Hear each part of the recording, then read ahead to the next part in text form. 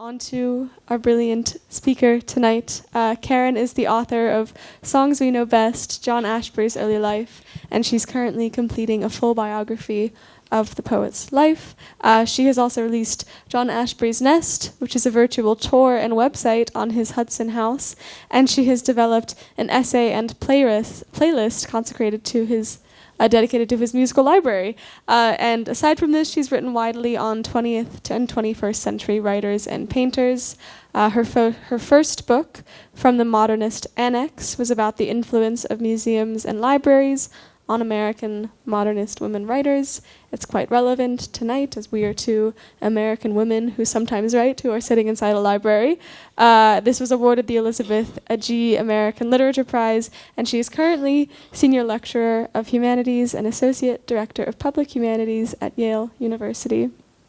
Songs We Know Best pulls from extensive archival research that Karin has conducted in order to reconstruct the early life of legendary American poet John Ashbery, whose voice we will be hearing tonight, which we're very excited about. Tonight she's going to be telling us about his poetic voice, or rather his many poetic voices, as we'll see the notion of a singular poetic voice is a kind of a fraught one, and the relationship between his poetry and his life in his early years and beyond. So Karin, thank you so much for joining us tonight. Can we have a round of applause? Thanks so much for everybody for coming, and Emily for inviting me. We are thrilled to have you. Just quick bit of audience engagement. Raise your hand if you've read John Ashbery's poetry before. Raise your hand if you are deeply familiar with the poetry of John Ashbery. Moderately familiar. Well, that's the painter Jim Dine over there. Okay. Who was a good friend of Ashbery's. Okay, perfect. So we can say intensely familiar with John Ashbery's poetry. We'll be turning to you for the audience Q&A, that's for sure.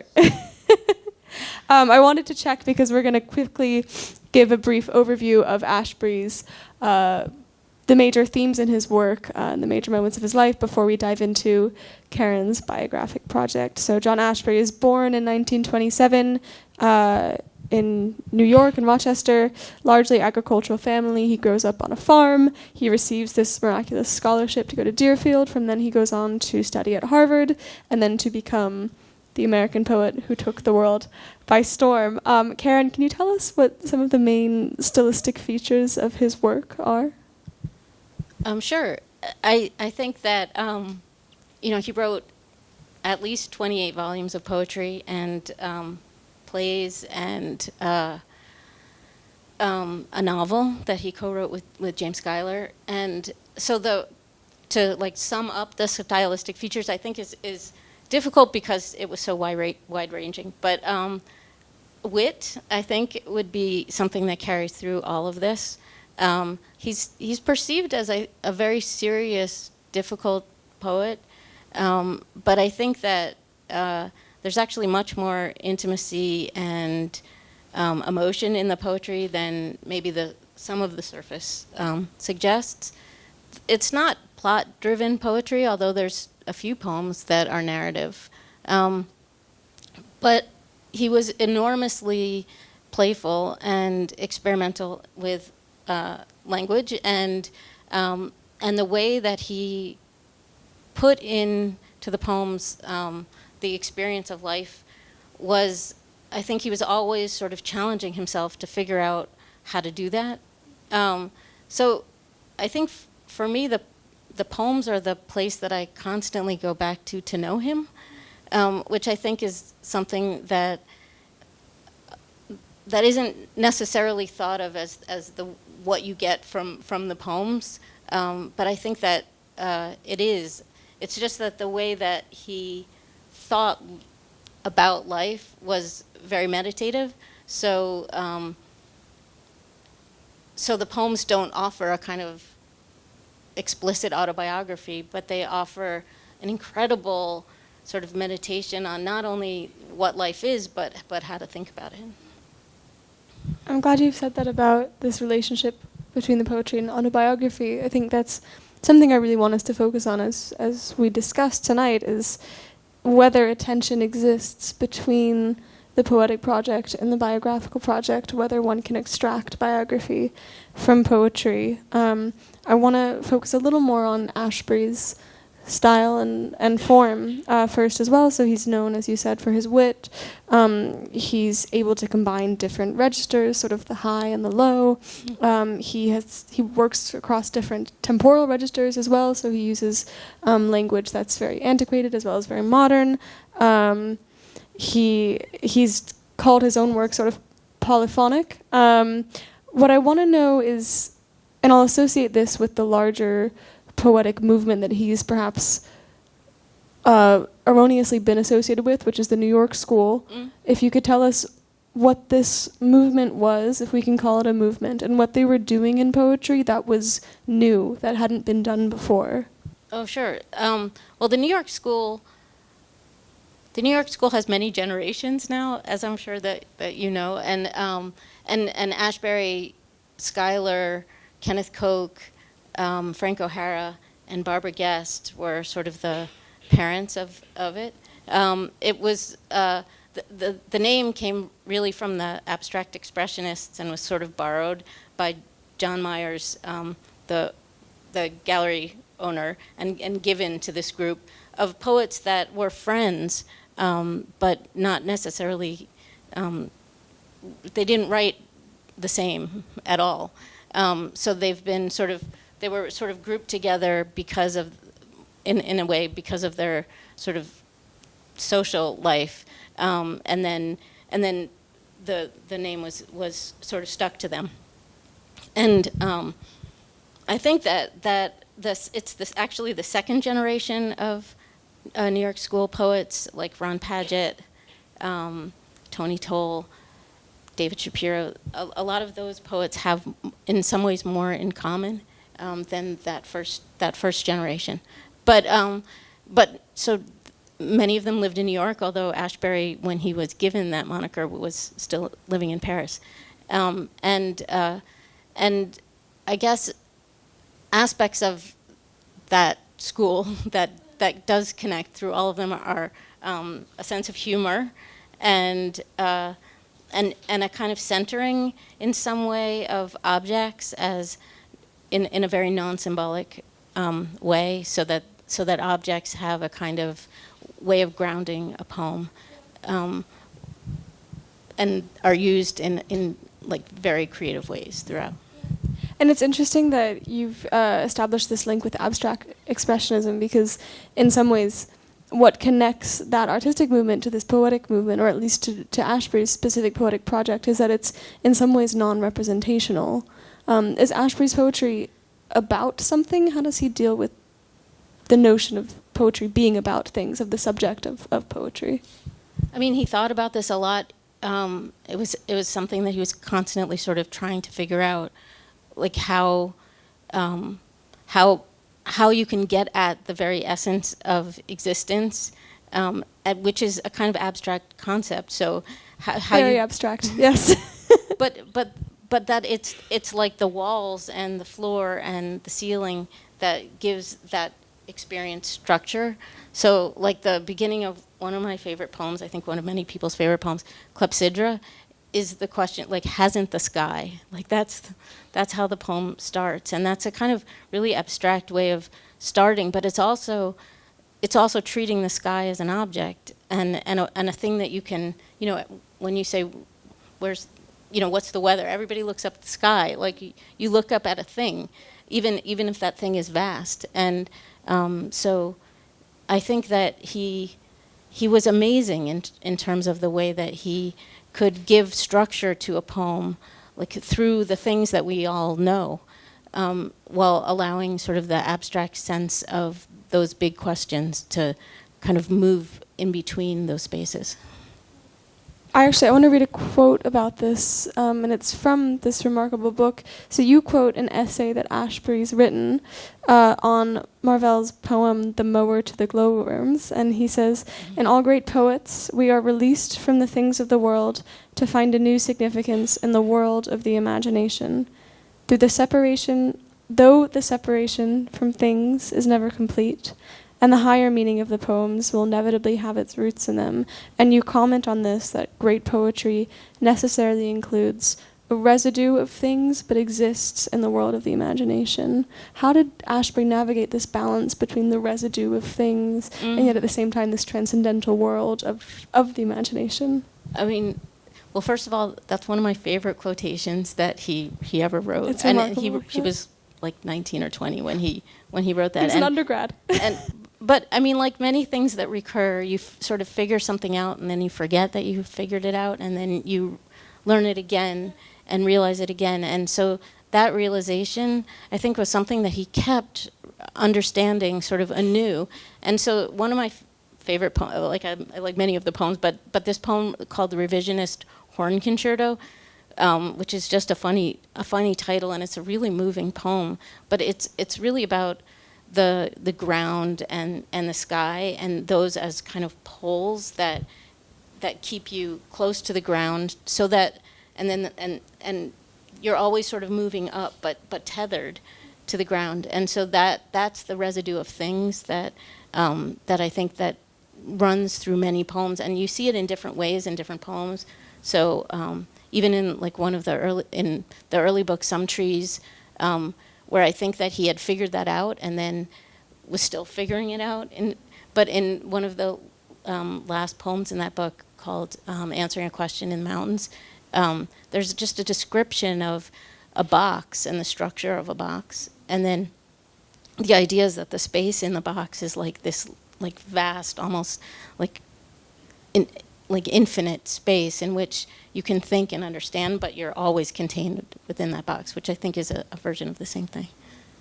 And it's always kind of in alignment with this tension or perhaps harmony between the external world and the internal world, which is the external world in some ways finite, the internal world is infinite, and yet the two have to coexist within the space of the poem for anything to be articulated at all, which is perhaps where language comes into it, which we'll get to. I want to put this in conversation with surrealism, because you highlight his own critique of surrealism. Again, as an undergraduate, I think he's writing. It's typical undergraduate style where he's very, very confident in his own voice, and he's willing to pronounce upon everything. And he says, he might even be in high school at this point. He says that surrealism, as interesting as it is not the escape. If art is to flee the external world, it cannot do it with the aid of the surrealists. So, do you think his art was seeking to flee the external world in this way, or did he think that was possible? I don't think he thought it was possible. I mean, I think the external world was the tether, and he appreciated that. And actually, I think he was a surrealist. He was born a surrealist, and then sort of spent his life kind of making that line like a little looser. I mean, he, as a really, really young child, he sort of had this vision of things kind of vibrating, and had the sense that the familiar could be strange, just by virtue of feeling sort of slightly disoriented from it, or having a fever, or any of those things that kind of take you away from your regular feeling about things. And that realization, which he then sort of rediscovered in a book about surrealism that was an idea of the surrealist, was something that he felt first and then found later. And so he always kept a kind of slight detachment from surrealism, didn't want to say that he was a surrealist, and also made some funny jokes about the limits of the unconscious, like, isn't everything really about the unconscious? So then you can't sort of say that that's a particular kind of aesthetic principle. It's interesting that you've touched upon many things that are interesting there that I want to get to. I think this tension between the familiar and the strange is in some way analogous to this tension between the internal world and the external world, or perhaps the residue of things and the imagination. It's the thing that is immediately close and concrete, and then also the thing that is the most resistant to description, or the most vast and hard to encapsulate.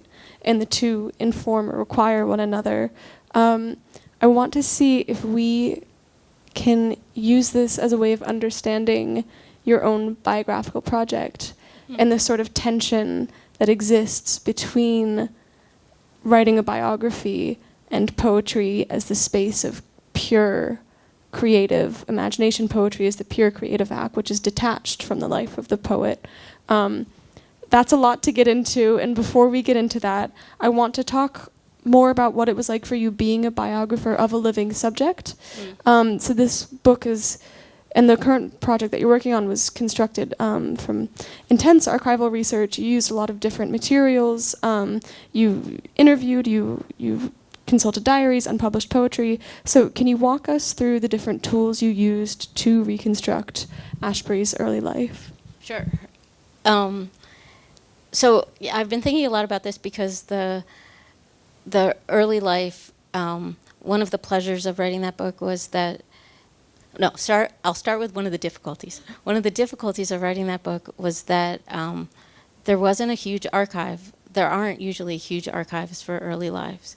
And so Ashbery has an enormous archive, but the amount of things that were specifically about the early life were few. But he was alive, and he was really curious about his own life, and he didn't know certain things about his life. So one of the pleasures of that book, of writing that book, was to go find out certain things and then bring them back to him and talk about them with him, and also to actually solve a couple of sort of mysteries that he had felt for his whole life. Like his cousin died mysteriously in a fall when he was a student at the University of Buffalo, and in fact had epilepsy, and it was on the death certificate that I found that he had died from an epileptic fit. And Ashbery had never known that and was amazed by that. And that was, I don't know, I thought a lot about what it means to be able to solve certain mysteries like that in one's own life, too.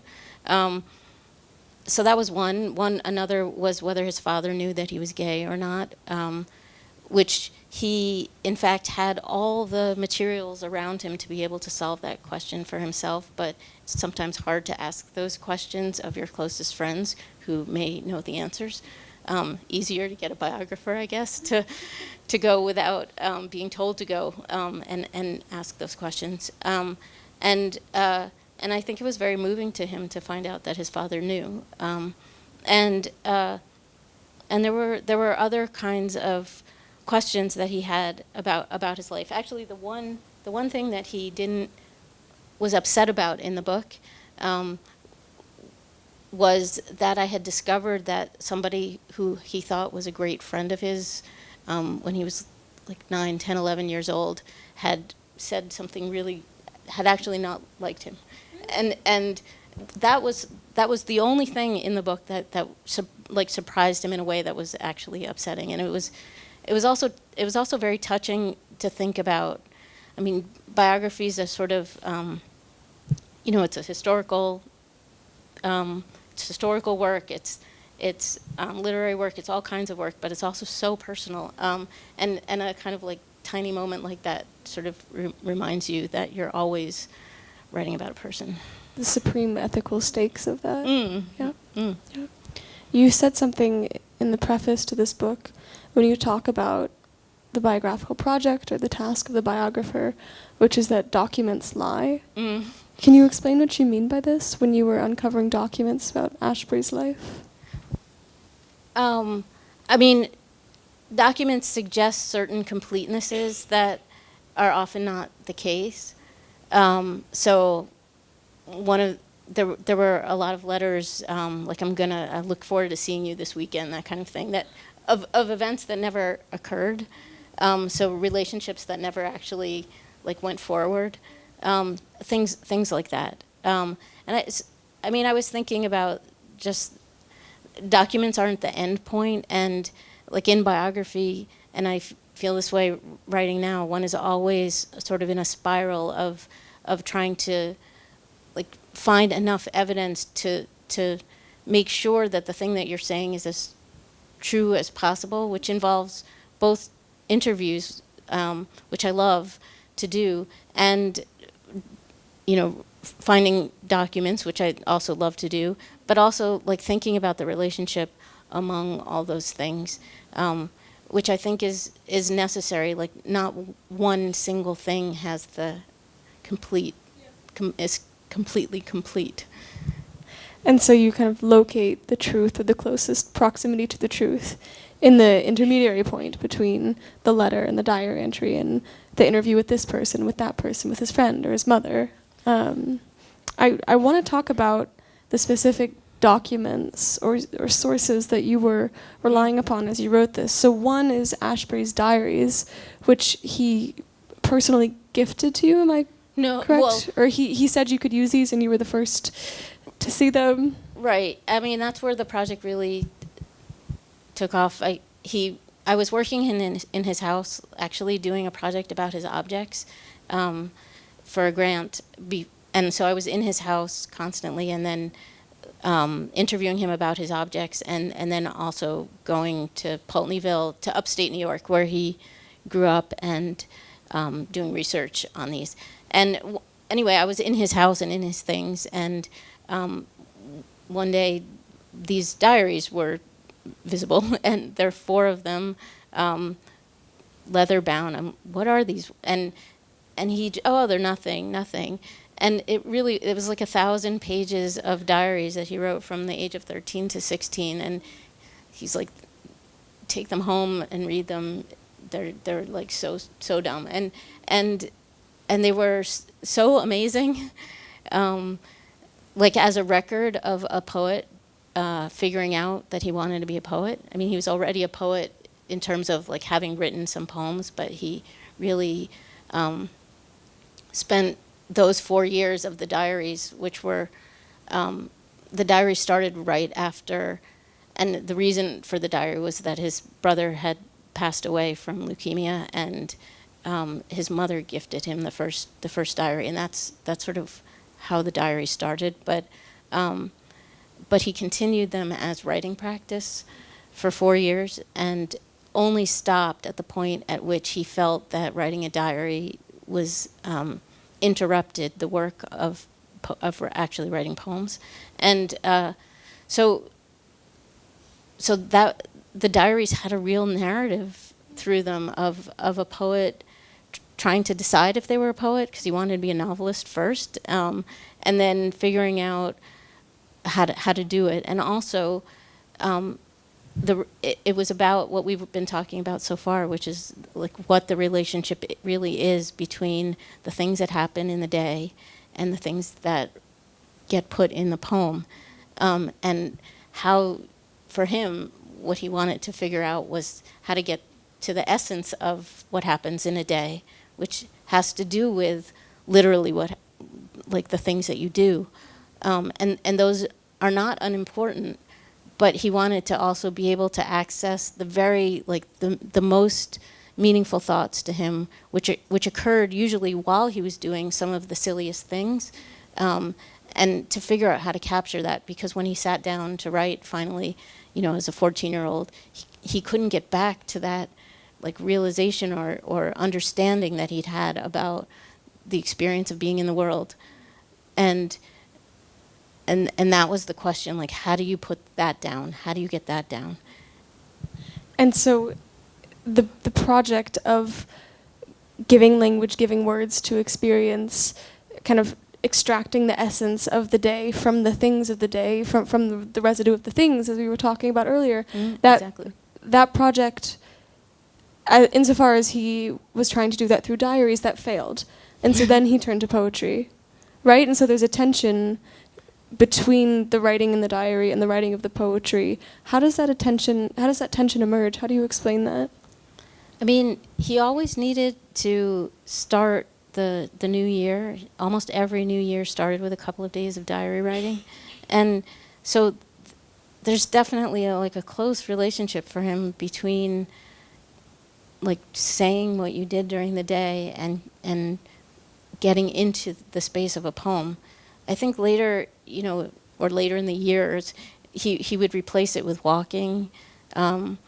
He had other activities that kind of mimicked in some way, like this experience of going one thing to the next, that were more conducive ultimately to writing poetry, but he was never uninterested in the happenings of the day, and that's why sometimes I find it funny that the reputation he has is for being not interested in those things, when in fact it's like at the core of his interest in figuring things out. It's interesting, this book, you've described it as a sort of Bildungsroman of Ashbery himself. It's a narrative of his formative years, of the poet becoming a poet, the artist becoming an artist. And we see across this book these different projects of self-fashioning or self-portraiture. So we see it in the diaries. He's constantly attempting to write himself and to write himself into the role of the poet. And then he's also a painter, and he's painting portraits of himself. And then he starts writing poems, and the poems frequently contend with this theme of self-portraiture. But something interesting that you do when you're writing this book is you also read the poems through a biographical lens, and you'll frequently recount an episode in Ashbery's life and then locate a poem that he would write many years down the line that returns to that formative moment. And in this way you treat his life as sort of his material of poetry. Do you think that there's a tension or a danger that emerges there between establishing this link too closely between his life and the poetry that he was creating? Yeah, I mean, I think that biography in general is a dangerous genre. I mean, I teach a class on biography in the spring, but it's really an anti-biography course. But and we read a lot of books that are like multi-genre or in some way resisting what biography does or questioning it. So that's one thought that I have. And at the same time, Rebecca Solnit, I heard her give a talk. She won a Wyndham Campbell Award at Yale a few years ago, pre-pandemic, and she was in this may have been an off-the-cuff comment that she made, but she said, yeah, I've been reading mostly poetry lately because it's like closest to nonfiction. And she was saying this in a kind of funny way, but also serious way. And I thought, without wanting to, keeping that first thought in mind, I also believe the second one. I think that Ashbery has talked about the experience of writing poems as being almost like in a trance, or like entering a kind of state that allowed him to write, and then not really remembering what he wrote afterwards. And that kind of space, I think, did enable him to access like all different kinds of experience, including imaginative experience that wasn't his, but all of it. His friend Jane Freilicher, the painter, I was sitting with her one day not long before she died, and she said, Ashbery really seems like we used to meet, and she would just read. She didn't really want to talk anymore. She would just read poetry, and then every so often she would pop up and say something about the poets. So one of the things she said... Sounds lovely. It was lovely. It was a really warm living room. It was late afternoon, winter. It was nice. But one day she popped up and she said, it really seems like Ashbery's like combing the universe in his poems. And I just love that phrase, that he could just...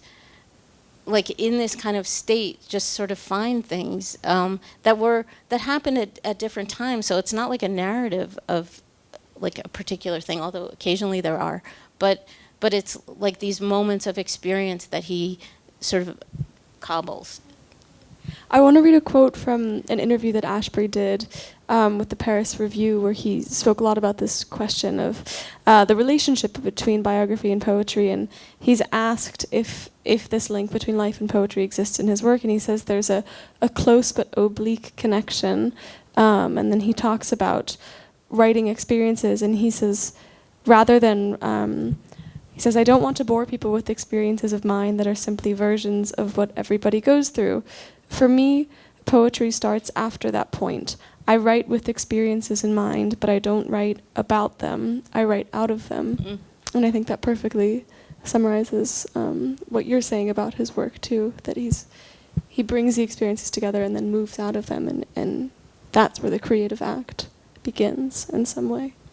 Yeah, I mean, I think a lot about that. Something that I do love about biography is that one of the things that you do is I should say, one of the things that I do is I create very, very detailed timelines. And the reason that I do that is because I'm really interested in figuring out sort of simultaneous events and thoughts that I wouldn't be able to discover otherwise. So sometimes there's like a letter that he wrote much later, but is about an earlier experience.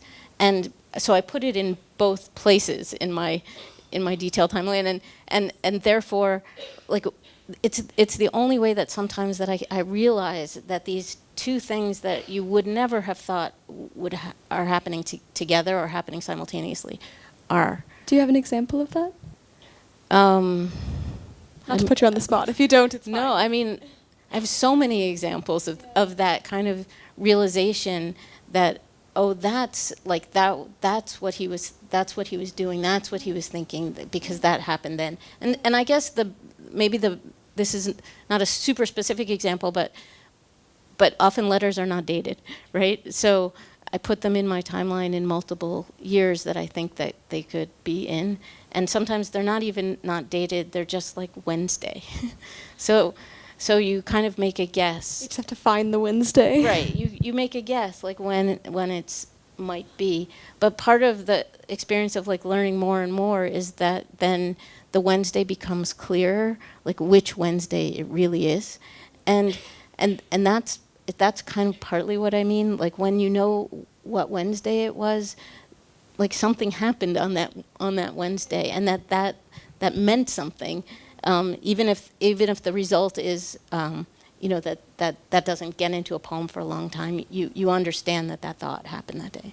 It's not just a date on a page. It becomes something with texture, something that you've almost lived yourself. That's right. It becomes like a dynamic thing as opposed to a static thing. Yeah. I want to talk as well about, so we've talked about reading his poems as a way of interpreting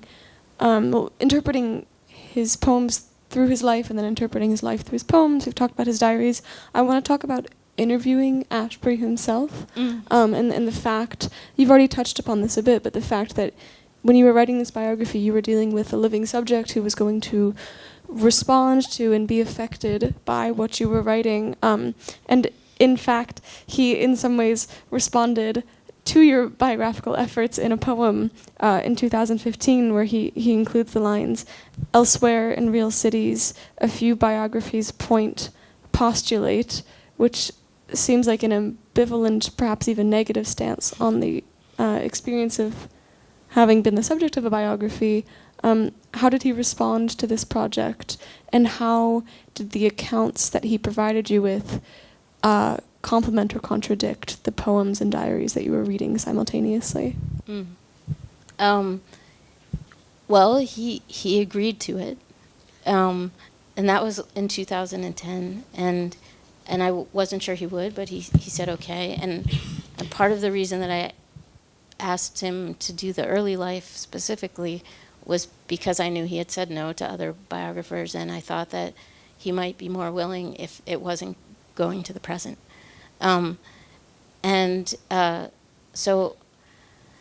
then he was really patient and really skeptical for a long time. And I think that, I think he panicked at one point, not because of anything I'd done or said, just because it was taking a while. And he called me, and I was at my son's soccer practice, and he didn't call that often, and he just said, so I need Alarms are going off in your head. John Ashbery's on the line. He said, I need to see it. And I wasn't done yet. And but I was getting closer. But I knew also that I couldn't show him the book until I had done everything that I knew that I could do to it.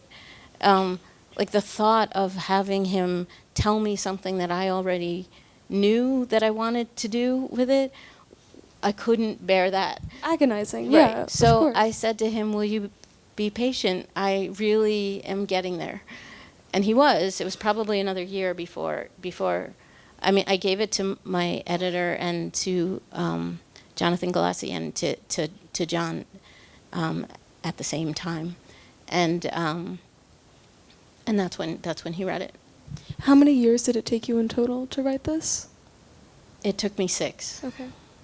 I wanna compare the 6 years that you spent writing this book, which is devoted to his early years, the development of his poetic voice, to your current project, which is the complete biography that he had refused other attempts to make. That he gave me permission for once I turned this in. Really? I mean, I guess I think of it like as an audition tape. You passed. I guess. I mean, we never discussed it exactly. I felt like the fact that he let me do the rest was meant it was okay. And so where the songs we know best leaves off, so those who haven't read the book, first of all, I highly encourage you to. It's a fascinating look into Ashbery's life and into the project of biography itself, but it leads us through his childhood all the way through the end of his studies at Harvard, and then his first couple of years out in the real world where he's having a bit of a tough time. He's, as many immediate graduates of universities are, he's looking for work, he's trying to make it in New York, but he's broke, he's sending his laundry home to his mother because he can't wash it himself. And then sort of right at the end, things begin to take off for him. His poetry, a poetry collection that he submitted to the Yale Younger Poets Prize is selected by Auden as the winner, and he is awarded a Fulbright to go and study in France. That's where we leave him, kind of on the cusp of triumph, of victory, and as you are completing the biography of his complete life, you are also looking into his life in Paris, which is where he goes at the end of this book. He's on a boat off to France. Can you tell us a bit about his Paris years, since we are here in Paris tonight? Yeah, absolutely. The last picture in this book of sort of Ashbery sort of striding forward was taken in Montpellier, where he went for his Fulbright for the first half of the year. And what that photograph looks like, so dignified and like confident, and he'd finally gotten to France, like where he really wanted to go, basically since the moment he had gotten to New York, which is where he had wanted to go until he got there. And then common trajectory. And then he gets to Montpellier, and what you don't know in that book, which is like where this book goes, is he was totally miserable, like completely. When that photograph was taken, he was like so depressed, and you know he'd taken French and got to Paris and arrived in Paris first, and then went to Montpellier and couldn't speak a word, like couldn't understand anything, and was just so unhappy. Just couldn't. It's perhaps an experience that some other people in the room can relate to, for other expats living in Paris right now. I mean, I think the whole 10 years that he was in France with one academic year back in New York in the middle from 55 to 65 was like a whole trajectory of an expatriate. Like he met someone in Paris and had a Parisian boyfriend, and spent 10 years trying to figure out what to do, like go back or stay. And literally it's like month to month, whether he had enough money, whether he could leave his boyfriend, whether he had to stay. It was really hard. And friends who had more stability and more money tried to help, and did help, and that enabled him to stay as long as he did. But he finally got a job in New York City, and his father had died, and he left. I want to talk more about the poetry he wrote During in Paris. We're running a little low on time, but we do have time for this, so we're going to hear some of the poems that he wrote. I think we should listen to Into the Dusk. We should start with Europe, because it's one of the more experimental ones, and it was it received mixed reviews, if I'm understanding that correctly. Almost no reviews. Almost no reviews. You heard it here. And then after we hear that, we'll listen to Into the Dusk Charged Air, and you can tell us a bit of speculation that you shared with me. Almost no reviews in like mainstream publications, Yeah. but like deep love among experimental writers and artists. Because it's fantastic poetry, as we're about to hear. Well, it's interesting, yeah. So can we play Europe first? So can we play Europe first? So can we play Europe first? So can we play Europe first? So can It's experimental, I told you guys.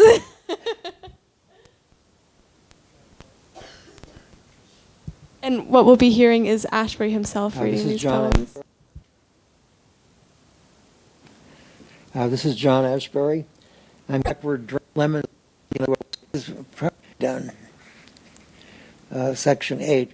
This is like much of the poem is sort of a collage from a novel for teenagers called Barrel of the Biplane by William LeCoeur, published around 1917.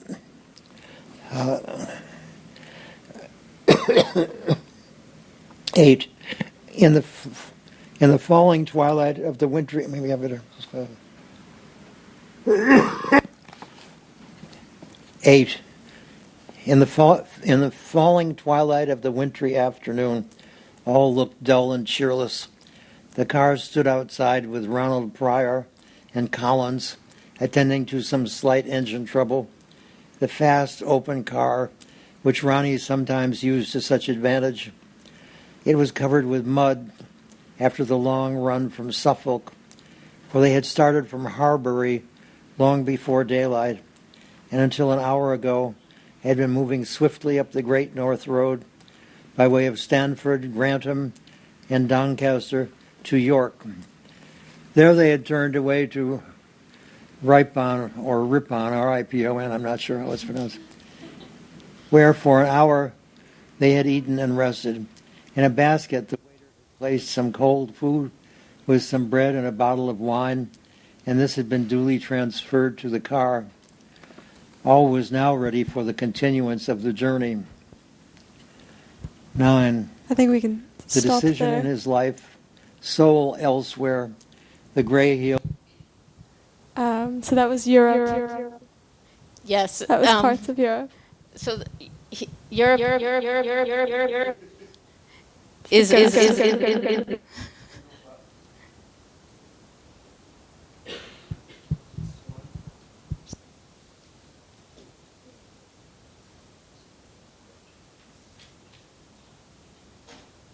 safe. Test.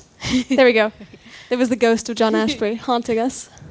So tell us about Europe. It's in 111 sections, and I think what's most particularly interesting about Europe was that this followed just after the year or the 2 semesters that he spent in New York, and he came back and he saw the subway sign for Europe, the Europe station, and that became the title of this poem. And he made it in 111 sections, and the numbers of the sections were meant to really interrupt, to make it like literally impossible to create any kind of narrative flow. And then in the first publication of it in 1960, the person had moved the numbers over to the side, and he writes this sort of incensed letter to a friend. I can't believe it. It doesn't interrupt it anymore. And then he's like, but it doesn't really matter. So he was funny about sort of how much he cared and also how much he was willing to sort of let go. But the idea of the poem, he just was trying to figure out how it's collage from this novel, this English novel, and that whole section 8, mostly comes from the novel, and he was trying to figure out sort of ways to change the patterns by which he wrote and thought. So one way was to use this kind of collage technique where he took passages from novels and then changed certain words, and others were to use parentheses. Like in the first section there's a closed parentheses, but there's no open parentheses. So it's sort of undoing those kinds of patterns by which we usually move forward in language. And then there's another section in the poem, which is just a complete lovely sentence, very simple. And he wanted to put that in just to show that he could do that. What is the sentence? It's about a yellow ribbon in the hair of a girl. It's like a very, very simple sentence. Yeah. I'd love to discuss the other poem as well, but I want to open it up to audience questions first. But first, can we please have a big round of applause for Karin?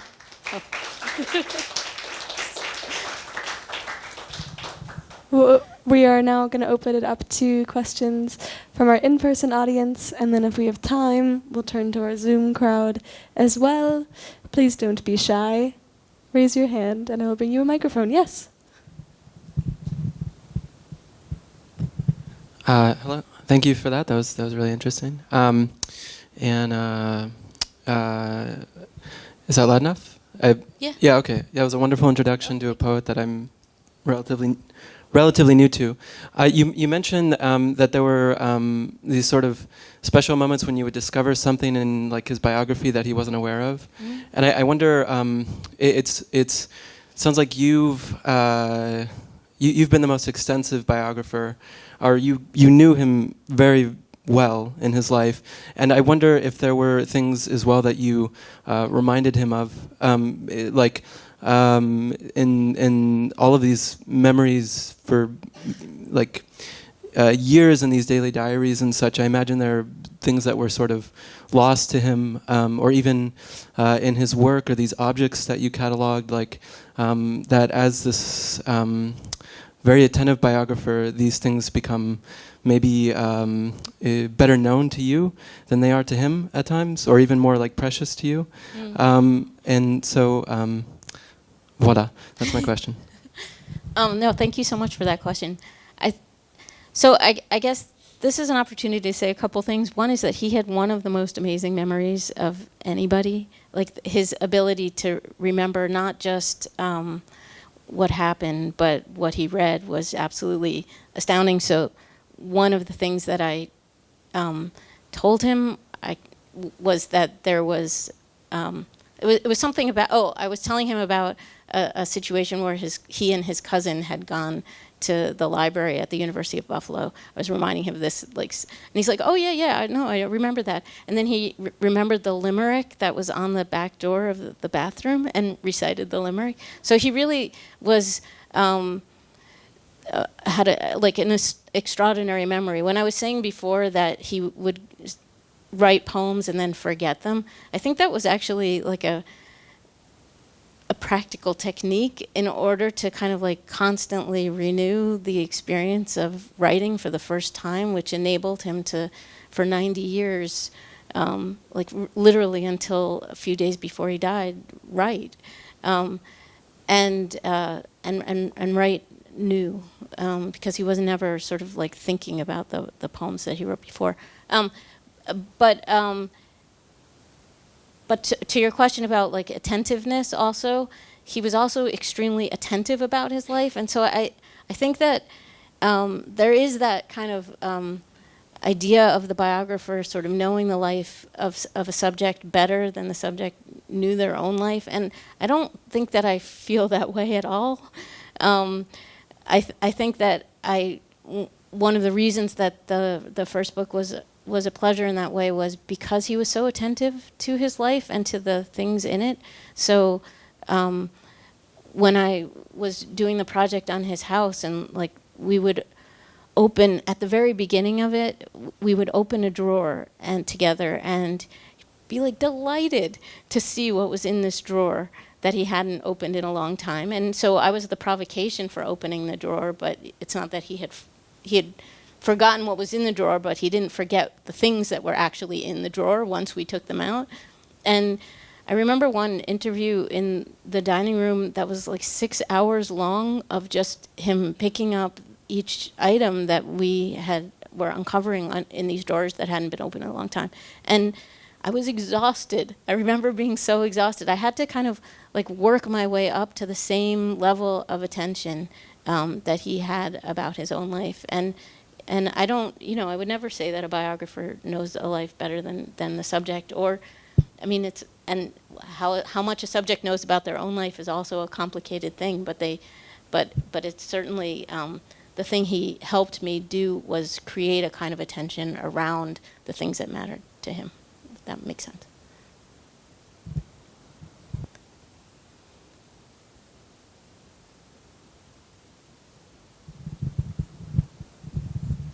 Thank you. In fact, I have two questions. One, as his role as an art critic, and the fact that he was one of the founder of the New York Art School. And another one about his translations from great and quite difficult French writers as Raymond Roussel or Stéphane Mallarmé. I would like to know more about it and the process of making it, because it's so complex. Thank you so much. So when he was in Paris, by accident, he got a job as the critic for the New York Herald Tribune, and wrote for 5 years, from June of 60 to when he left in 65, weekly art reviews, and sometimes 2 a week in the later years. And then when he left for a job at Art News. So from 65 to 72, he wrote for Art News, and and then Newsweek in New York, but other so many. So there's a book, Reported Sightings, which is great, and it has like 1%. I mean, the amount that he wrote was it's the reason this book is taking me so long. He wrote so much, in his very early reviews, like his before the Herald Tribune, he had been hired by Art News, like many of the poets, to write sort of some reviews. Tom Hess, the executive, liked poets writing reviews. So at the beginning, he sort of criticized himself about the kind of reviews that he was writing, and he was a little bit judgmental. And then he kind of decided that he wasn't interested in judgment, that he didn't like critique in a way. He wanted to describe and in some way just be enthusiastic about the things that he loved. And so it took me a long time actually to like his art reviews, and part of it was, part of the way that I got to liking his art reviews was through Peter Schjeldahl, who was a young poet at the time, before he was an art critic, and was here, and was writing letters from Paris in the 60s about reading Ashbery's art reviews and explaining them to people, friends of his, like Ron Padgett, who were in New York. And it was his explanations for how great these art reviews were that helped me read them with that kind of understanding in mind. Like Schjeldahl really understood how that kind of description was a kind of moving way of being an art critic. So that's one thing. And then in terms of the translation question, he came to France to do translation. That was the subject of his Fulbright. And at some point in 55, so that was in the first like 6 months of being here, or 4 months of being here. Actually, 3 months, only 3 months of being here. He was worried. He wanted to leave Montpellier because he didn't like it, and was worried that he hadn't done enough to warrant moving to Paris, to the Sorbonne, and started translating like crazy to show that he had done work, and was translating really a lot of some contemporary poets that he met, and then some older poets. And I think so. He wasn't translating Roussel yet. Kenneth Koch was translating Roussel at the time, and Ashbery didn't understand how he could do it. He found it so difficult. But he was translating René Char. He was translating Reverdy. He was translating Max Jacob. He was translating shorter prose poems at the time, and I think, and kind of never stopped. So when the French translation book came out in, I think it was 2014, which is 2 volumes of both the French and the English, he was going through all his old translations and sort of correcting them to finish that book. And that was sort of the end of the Fulbright project, like that book.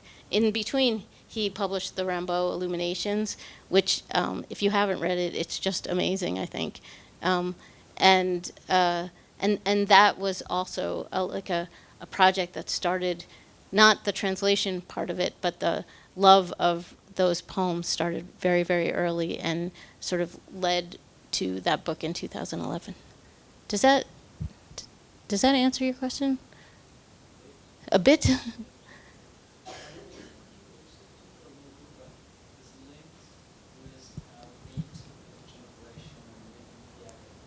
Oh, sure. Are we done? We need to stop? Unfortunately just about out of time, but you can answer this very quickly. 60 seconds, go. Okay. Living theater, he was involved in it from the very beginning. From the very beginning of his own career with Judith Malina and Julian Beck, and was very enthusiastic. Worked with them, was an actor in their shows. They put on The Heroes for just a couple of days. And that was Living Theater. What was the other Beat part? Poets. Oh, Beat Poets. Well, he had a kind of affectionately ironic relationship with the Beat Poets.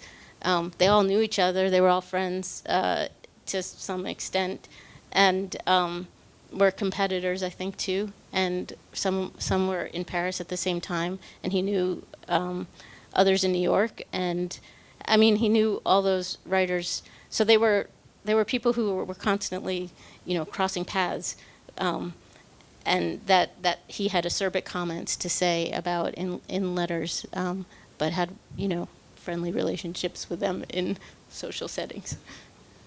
Sounds like the artistic world today as well. It's good to know not that much has changed. Before we wrap things up, I'd love to hear the second poem that we were going to hear from Ashbery, and perhaps you could just read this for us. Oh, Into the Dust-Charged Air? Yes. And perhaps you could share what you shared with me speculatively earlier as well after we hear it. So he was writing this poem, Into the Dusk-Charged Air, which is in Rivers and Mountains, which is a book that came out in '66. But he was writing this poem in his apartment in the 6th arrondissement here, and he had very little heat. He had these 2 mini heaters. So the poem is all rivers, and it starts with rivers that are flowing. And by the end of the poem, all the rivers are ice because all the heaters stopped working, and he had no more heat. But somewhere before the end of the poem, he ran to the library to get more names of rivers. And so the thing I was speculating about was whether it was this library. Which was the American Library. The American Library, which was there near him, very near him at that time. But I'm not sure if it was or not. To be confirmed. Right. Keep your eyes peeled for the big announcement. But of the poem. Okay, I'll read the last. In winter, the Var was dark blue, unfrozen. The Thwaite cold is choked with sandy ice. The Ardèche glistens feebly through the freezing rain. You can feel him just shivering. Which is a perfect way to end because it's very, very chilly tonight as well. Thank you so much, Karin. Can we have a big round of applause, please? Thank you for coming.